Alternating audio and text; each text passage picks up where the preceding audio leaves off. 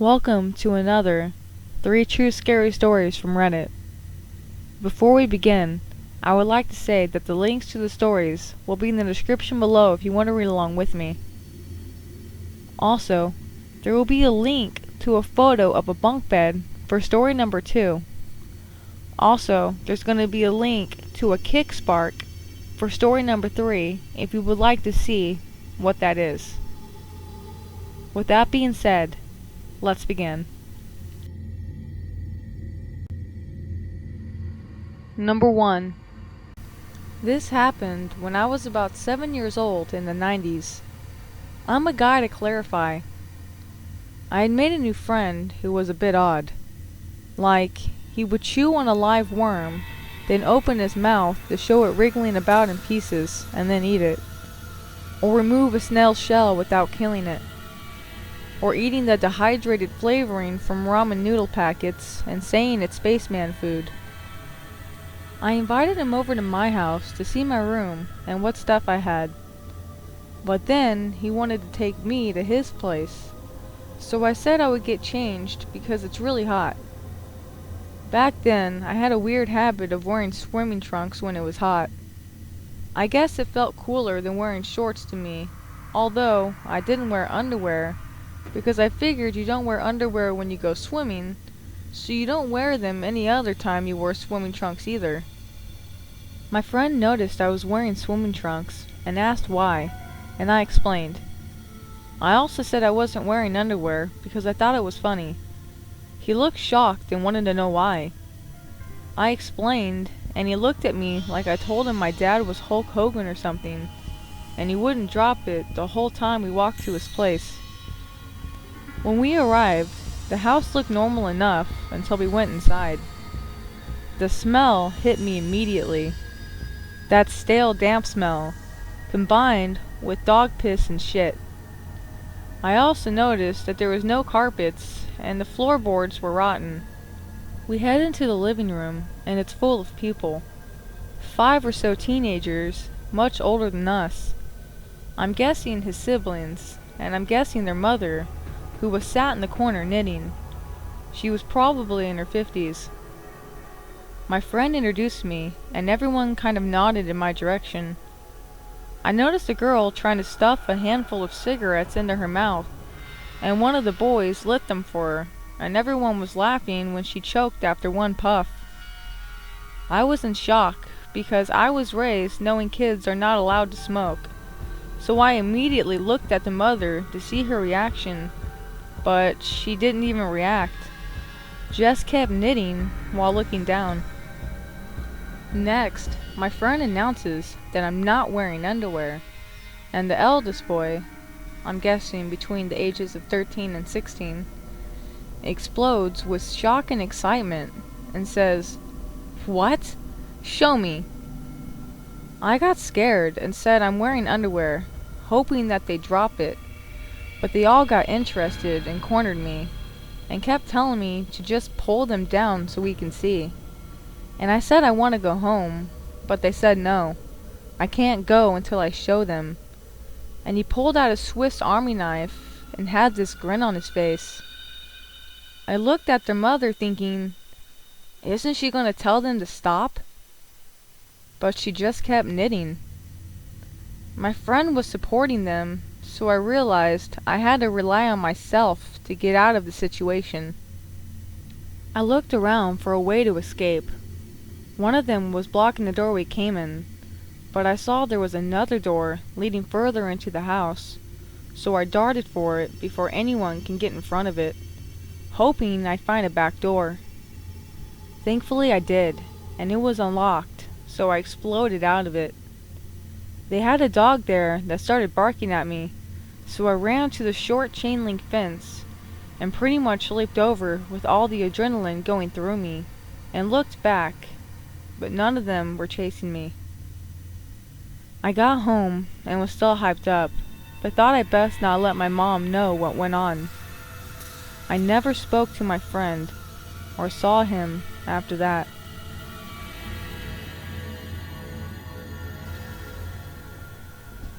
Number 2. When I was around 6, I had my own bedroom, and although it was quite tiny, it was very cozy to me. I had a built-up bed. It had sort of a bunk bed, but instead of a bed underneath me, I had drawers, a desk, and literally enough space for me and my friends to crawl underneath and play or hide. I thought my bed was the coolest thing around. I repeatedly hid underneath it and jumped out on anyone that came into my room. All I had to do was pull the desk out, crawl under the bed, and pull the desk in after me. It left more than enough room for me to move about. Plus, I could see the shoes, trousers, and knees of anyone who walked into my room from the small spaces between the drawers. "Boo!" I would say as I jumped out. As you can guess, this joke had gotten quite old after a few attempts. If my mom, brother, or dad came into my room and couldn't see me, they would know straight away that I'd be underneath the bed and would pull out the desk, bend down, and see me. Plan ruined. One night, my mom and dad were going out to eat with some friends, and we were left at home. My brother, 15 at the time, was told to look after me. I had been given pizza, Coke, and ice cream, and told not to bother him, as he had friends coming around.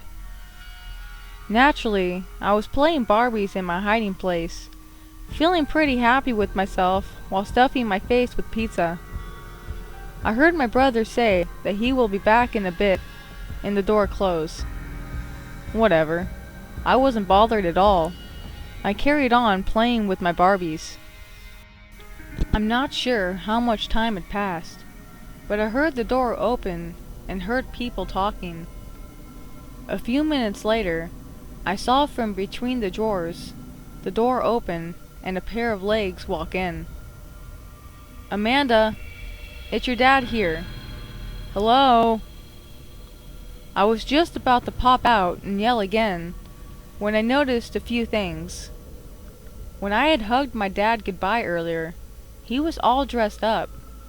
He was wearing nice black trousers, and this guy was wearing blue, dirty jeans. Also, his voice was too rough to sound like my dad's. Plus, if it was my dad here, he would know where I would be straight away. I stayed in my quiet place, not making a noise. Whoever was in my room was suddenly joined by another pair of legs. "Where is she?" I heard another man say. "Fuck knows, man. She should be here," the man wearing the dirty pair of jeans says. "Maybe he took her with him? There's always another time. Let's go. He's gonna come back soon." And the pair of legs left. I heard them go down the stairs, and the door open and close. I remained silent and in my hiding place. Not long after that, the front door went again. It was my brother. He came upstairs, pulled the desk out, and greeted me by asking if I wanted to watch a Disney film with him. I told him about the pair of legs, and he believed me. He said that whoever was standing in my room had dragged mud up the stairs, and had left some on my carpet too. He rung our parents, and they came home straight away. My brother had apparently walked his friends home, and had walked past two guys. One who had asked his friend the time. He said that he thought it was odd, as the guy who had asked had a watch on. The only thing that my family could come to was that there were some men who had been watching us for a while. They knew my parents were out. They knew my brother had just left. And they also knew my name. Because I could only see from the knees down, I obviously didn't look at their faces, and I didn't see anything important. We did, though, have a few break-ins a few weeks earlier, and my dad thinks that was them trying to scope the area. I don't know why they were looking for me, or how they knew my name. We moved shortly after my encounter with them. Thank God they didn't know about my hiding place. The link is for people wondering what the bed looked like. This is the closest thing I could find, but without the ladder and the space. There was built-in steps.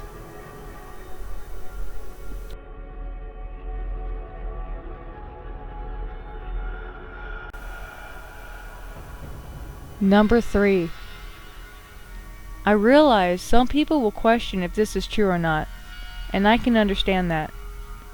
It's so bizarre and surreal that it seems to be the results of an overactive imagination and not an actual real-life thing. But, believe what you will, this is what happened. I live and work in the very north of Scandinavia. I'm from the Sami people, and my family always lived a traditional Sami life, until it simply wasn't possible anymore. Then, the family farm turned into a tourist attraction. Its biggest hit among the visitors was the dog sled experience. We would take them out in the evening for a tour with the dogs, show them the stunning aurora borealis, and stop somewhere for coffee and traditional food cooked over a campfire. One afternoon, one of the guests didn't show for the ride, and the others went ahead without him. It was my day off, and I was surprised to see the foreign guest just hanging around the property. Why had he decided not to go on the tour with the rest? He was the only one traveling alone, a bit shy and silent, and looked very lost. I forgot the time, he explained to me, looking very disappointed that he missed out on the highlight of the trip to this exotic place. I promised everyone at home to show them a video of this, but now it will never happen. He sighed, and I felt sad for him. He was from Japan, and had saved up money for a long time to come here, and now he was missing out. Okay, I'll take you on a tour, I offered. After all, he had paid a lot to get to go, so why not? Since the real dog sled was already out, I offered to show him how to use a kickspark so we can take one each to go for a ride. It was a beautiful cold night, and when we stopped for coffee, we saw the spectacular aurora borealis. At that moment, something strange happened, and this polite, shy man started to be really flirty. Suddenly, he tells me that the god of the wilderness has spoken, and that we are meant to be. I freaked the fuck out and told him to stop that nonsense. He did not. Instead, he grabbed my hand and pulled me close, trying to kiss me. I thought he must be psychotic, and the fact that we were out in the middle of nowhere, on a lake to be exact, far from people, dawned on me. He tried to kiss me again, a crazy dark look in his eyes. He had started to act aggressive, and I had tried to push him away, but he held on to my arm and started to try to reach for my scarf. He went on about how he had always dreamed of coming here to find a wife, and that he had now decided that I was the one. When he tried to throw me down in the snow, I screamed. And before he could react, my husky had attached herself onto his arm and hung on for dear life. The man started to cry and tell me that he was lonely and wanted to marry me and have lots of kids. I told him that I don't want a marriage or any kids, and absolutely not with him. I also explained that I was going back now, and if he wanted he could follow. Or, if he preferred, he could lie down and wait for the cold of the Arctic to claim his life. The wolves could do with a treat. During the ride back, I contemplated if I should report the incident to police or not.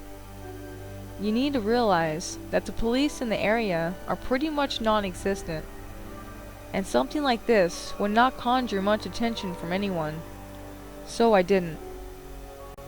Once we came back, the man got out of the kickspark and started walking towards the main road and the bus stop to take the bus back to the nearest village. I didn't bother telling him that he would have to wait for a long time for a bus to stop there, and no one would pick up a hitchhiker here either. To all the creepy, overly lovesick people out there, never try and be violent with a woman who was the pack leader of a team of huskies. They might look nice and sweet, but trust me, mess with their owner and you get the teeth in the blink of an eye.